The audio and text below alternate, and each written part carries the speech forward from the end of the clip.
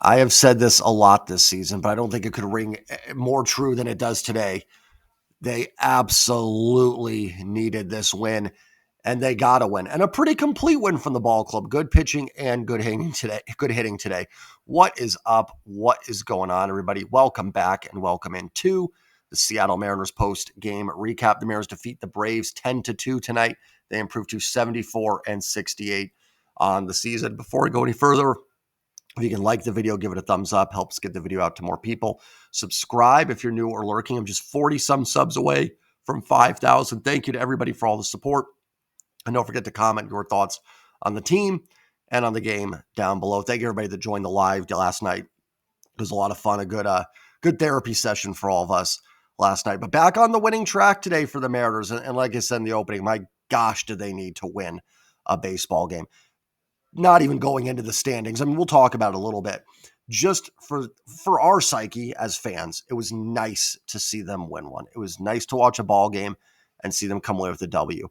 And for the guys, hopefully this kind of sparks them a little bit because they are better than they've played on this road trip. I don't care what you think about this team. You can believe that they're going to get in. You can believe they're not going to get in. That's all totally fine. I'm not going to argue with anybody on it. But they are better than they've been on this road trip. They are better than they were on that road trip in New York, Baltimore, and Philly. They are a better baseball team than that. And it's about time they start playing like it, and they did tonight. Does this mean season saved? No, there's a lot of work to be done here still. But maybe that just gets them back on the right track, gets them to stop pressing a little bit, gets them to stop putting so much pressure on themselves, gets them to go back, play baseball, win a series tomorrow, and then come home against two teams that this team should be beating in St. Louis and the Angels. Not going to be cakewalks, but teams that the Mariners should be taking care of. Then you've got one more road trip and one more homestand and make your final push into the postseason. And then who knows what can happen. There's no guarantees of anything when you get to the playoffs. The Mariners are capable of beating anybody. They're also capable of losing to anybody, but they're capable. So let's see if they can finish this strong. I think 19 games left now. Let's see if they can finish strong and make that final push here. And hopefully the losing's behind them, right? Again, they're not going to go 19-0, but hopefully they've got that one last final push in them to get across the finish line here. Everybody contributes a little bit today, which is also nice to see. It's been a while since they've had kind of an easy victory, although it was 2-2 going into the seventh. And truthfully, for the first 6 innings, it looked like it was going to be another one of those games, right? Mariners jump out a little bit early with the Julio home run. Great game for Julio. We'll talk about it. And then the Braves kind of chip away. You get the Olsen home run. They load the bases. Harris sac fly. And it's like, here we go. Mariners are leaving base runners on left and right, walks, but not bringing them home, not hitting with runners in scoring position. And then I'll really credit Julio Rodriguez for getting it going today. Obviously, he gets it started in the first inning. And that 2-run home run he hit in the seventh was just a bullet out of the ballpark. I think Ryan Divish called it the Tiger Woods 1-iron, and that would be a perfect analogy for that thing out into that waterfall area. I've never seen a ball hit out there. Maybe some Braves fans have, but I have not. That thing was absolutely crushed, and a huge day for Julio, and that seemed to loosen the team up a little bit. Gino checks in with the home run. Josh Naylor with a 3-run home run. I think that's huge. I think that shoulder injury has really been bothering Josh. He has not looked great really since the last road trip, maybe. It's been a while. I don't have like all the numbers in front of me, but he's been scuffling. Hopefully that 3-run home run gets Josh Naylor going. And then the big dumper checks in with number 52. He is 2 shy of Mickey Mantle for the most home runs ever by a switch hitter. And yeah, it's just, hopefully this gets him going. It was really good to see the bats come through after that disappointing start. And I really do. I think that Julio home run gave the dugout, the team, everybody just a collective deep breath moment for this team. I thought Bryce Miller threw the ball pretty well. He has looked so much better since coming off the IL his second time around. I don't think he's like fully dialed into 2024 Bryce, but he's been really solid. Pitched well in Cleveland, was good today. Wasn't great in San Diego, or against San Diego, but it was really just 1 inning. And he had the best start of anybody against the Phillies for the Mariners in that series. So Bryce has looked a lot better. And it's helping, right? Because honestly, the 2 games they've won on this road trip have been Bryce Miller starts, funny enough. And they need another guy, Luis Castillo, to get back on the right track tomorrow. So hopefully he can as well. Yeah, early on, I thought it was going to be another one of those games for the Mariners. Um, Obviously, again, leaving runners on base was frustrating. And then, of course, you get, the Ha-Seong Kim base hit, which if that thing is 2 feet to the left or the right, I don't remember which way, it would have been a double play ball. There's another hit that's kind of off the mound. The Ronald Acuna walk could have easily been a strikeout. I thought Miller had him on a pitch that was a little up in the zone. Cal didn't frame it, but it was a strike if it was challengeable. And it looked like here we go again for another one of these games. But Gabe Speier comes in, does a nice job, gets Harris to fly out. It leads to a sac fly, but you'll take that there. And then the rest of the bullpen does a really nice job today. Like I said, it was a complete game from starting pitching through the bullpen. Caleb Ferguson, nice solid inning, shuts him out. It was in an 8-9-2 game, but hopefully that gets his confidence up because you really do need a second lefty. Hopefully that helps. I continue to be impressed by Luke Jackson. Thought he looked good in the ninth. Again, in a 10-2 game, he's only pitched 2 innings. I'm not going to go crazy, but I think he's looked pretty good. And I thought a big 7th inning from Bizzardo. It's 6-2. 6-2 is not game over. Braves get a couple base runners on there. Poke a bloop hit, and then it's 6-3 runners at first and third with 1 out, and game right back on. Bizzardo with a big shutdown inning there. And I thought that really kind of sealed the victory for the team. And they kept adding on, which was nice to see. Even JP, who's been really scuffling, checked in with an RBI single. Victor Robles had a walk and a double. We'll get into the box score here. But I think pretty much everybody had some type of contribution today to the team. And that's what they need. That is absolutely what they're going to need here to get into the dance. Bryce Miller goes 5 1/3, 5 hits, 2 runs, both earned, 2 walks, 3 Ks. Again, 92 pitches, 55 strikes. Not spectacular, but solid. And I will reiterate, the only 2 games they've won on this road trip have been Bryce Miller starts. He has been solid. He's starting to pitch a lot better, looking closer to the Bryce Miller we know. And that's going to be huge down the stretch, especially with Castillo faltering a little bit. Like I said, hopefully he gets on track tomorrow. Logan did look really good yesterday, and I did mention that in the live stream, but we're also frustrated with the team that it's hard to get super excited about it.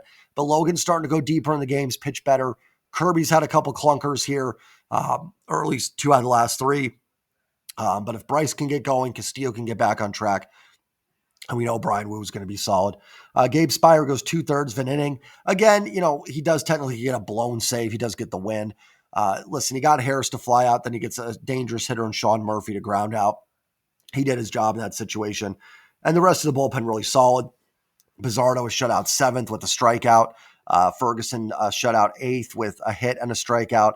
Then Luke Jackson is shut out 9th, no hits, no walks, and a strikeout. So that bullpen there goes 3 2/3, 1 hit, three strikeouts, and no walks. Really solid effort today from the bullpen. And you should have Brash, Munoz. Speier might be down tomorrow, but you should have your 2 big guns ready to go. And I would say Bizzardo as well should be fine. And even, like a Carlos Vargas, who's actually pitched better of late. But again, it's kind of getting forgotten with how the team has been playing. Offensively, the bats break out with 11 hits, 9 walks today for the Mariners. Really impressive offensive game. A frustrating offensive game early because of all the walks and not being able to capitalize. But, we've talked about it, and it's tough to reiterate it in September. It's easier in April. But keep putting base runners on, and good things will happen. Randy Arozarena, actually a pretty solid game, 1 for 2 with 2 walks. I think a couple stolen bases as well. So Randy on board 3 times. Good to see the stolen bases there. And actually, I will say this too. The Brave starter tonight was Waldrop. Hurston Waldrop, is that how you say it? Let me pull up some stuff here real quick. My internet wants to work. Hurston Waldrop has been outstanding this season. A tremendous rookie for the Atlanta Braves. His ERA was 1 coming into today.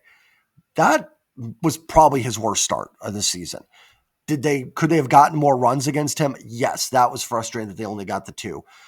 But against a really good young pitcher like that, I actually think they did do a pretty good job. Now, it's easier to say again because they punished the Braves bullpen and cruised to a victory in the end. Had they not done it, I may have been more frustrated. But Waldrop goes 5 innings, only the 2 hits, but 5 walks. It was just not getting that one big hit with runners on base. I actually thought a crucial moment early. It's going to get forgotten because of what the offense did later, but I think it was in the 3rd or 4th inning. Polanco, I believe, was Polanco batting in front of JP. Yeah, Polanco walked. And then JP on a 3-2 pitch that was outside grounds into a double play. And the next batter, Victor Robles, doubled. I don't know. I don't remember if that was the third or fourth inning there. They could have really knocked Waldrop out with that. If JP just lays off that pitch, and it wasn't a breaking ball that dove out of the zone. It was a fastball that looked outside, started outside, looked outside, and he just tried to do something with it, ground to a double play. He takes that. Robles doubles. Now, again, sequencing could be different if he walks JP. That's probably 3-0 there. Second and third, nobody out, and they probably open up this game a lot early. That would have been a big turning point for me had they lost. So I actually do think they had a pretty good game against Waldrop today. Harry Ford pinched hit for Randy was 0 for 1. That's a good spot to give Ford some at-bats there. Game was over. Let him see if he can do something with it. Does put the ball in play. Thought maybe he could beat it out there for an infield hit, but did not come to fruition there. Cal Raleigh goes 1 for 5 with the home run, number 52, and a walk. Again, some really good at-bats. Cal had a good one there in the first inning before Julio's home run.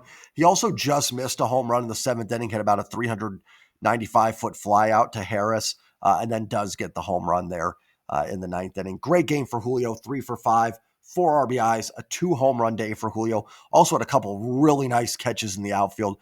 Julio Rodriguez is going to get himself a couple MVP votes here. I don't have it up in front of me, and if I bring up Fangraphs, it crashes my computer a lot of times. I'll maybe bring up tomorrow, but he's got to be in the AL top 5 in WAR. Don't quote me on that, but he's got to be really, really close to it. I almost want to bring it up here just to see, but he's top 10 for sure. I'm not saying he's going to win the MVP before anybody comes on here and says he's not. I'm not saying that, but he's going to get himself some votes, especially if the Mariners can get in. Julio's been an incredibly valuable player and really having a solid season. Again, a little bit with the slow start, but better this season. Was at least putting the ball in play, getting some batting average hits, maybe without a lot of slugging. And now it's really, really turned on for Julio. I mean, that was home run number 30. Julio Rodriguez has 30 home runs. He's got 86 RBIs. He's going to have a chance for 100. It's probably not going to get unless he just has a few big RBI games. But really a tremendous season for Julio. And Gold Glove defense, still a guy that can snag you a base. Just a really, really great season for Julio. Started off in that Detroit series, really turning it around, and he stayed dialed in. Doesn't mean he hasn't had lulls, but every baseball player has those. OPS up to 792. And listen, in today's baseball, he is an extremely valuable player. Been really impressed with his season. Like I said, he is going to find himself a couple MVP votes, I think. We'll see. Still 19 games left. We'll see how it finishes. Josh Naylor, 1 for 4, the 3-run home run and a walk. Talked about it. Hopefully Naylor, that shoulder's feeling better. Couple days off. Let's see if he gets going. Gino Suarez was 2 for 4. Obviously, he hits the home run. Number 43 for him. He also has kind of a Babbitt base hit. Good to see the Mariners getting some of those and not just giving them up. And a walk as well. Polanco continues to stay hot. 1 for 3 with 2 walks, so he's on base 3 times. JP, 1 for 4 with the base hit and a walk. He's on base twice. Victor Robles had the double and a walk. He's on base twice. Leo Rivas, the only guy that didn't check in, and that's okay. Good to see Rivas getting some at-bats here. He had a real nice game yesterday. Had a ground rule double off a Sale, tied the game late there. Good to see Rivas getting in there and getting some at-bats. He's been kind of a spark plug type player, so glad he's playing. Listen, I don't think the team has played as bad as this stretch has been. Doesn't mean it doesn't take it away. But like Gabe Spire is a perfect example. My man Mariner Sir was texting me today, and he shared some info with me. Gabe Spire, since they went 6-15, has an ERA over 7, has not allowed a barrel, and has a FIP of .74, fielding independent pitching. Listen, this is not to say this team is playing well, and one reliever doesn't, add up to everything. But that's kind of how this has been for the Mariners.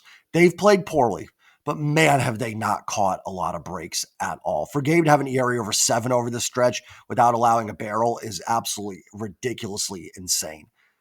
Hopefully this kind of turns it around because I do think this is a good baseball team. I'm not saying we're back and just, whatever, forget it. They have not played well. I'm not defending that. I'm not saying they haven't made this race way tighter than it needed to be. Can't take away the past. We can only control the future. I mean, we can't control any of this, but they're a game up on a playoff spot. They've got a fairly favorable schedule. They can finish off the series tomorrow, get a series win, and then just maybe ride that a little bit into this homestand. It's a homestand that you could go 5-2, 6-1 in. If you can do something like that, you're in really, really good shape here. You're now a game and a half up on Texas. They drop one today. So you get a little separation there. Kansas City is the closest. You have a tiebreaker on Cleveland, who's 2.5 back, Tampa, who's 3 back, and Texas. Kansas City, the tiebreaker will be determined by who wins that series. Who knows? The playoff spot could come down to that series. You're 3.5 back of the division. You're still within distance, right? Where you get that to 2.5 back, maybe you sweep Houston, you got a shot. It's not impossible. Who knows? You could also be swept by Houston. I don't know. But it's still there for this team.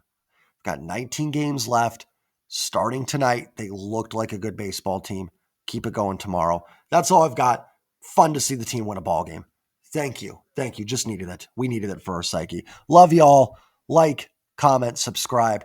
And as always, back in the W column. Thank you. Go Mariners. Peace.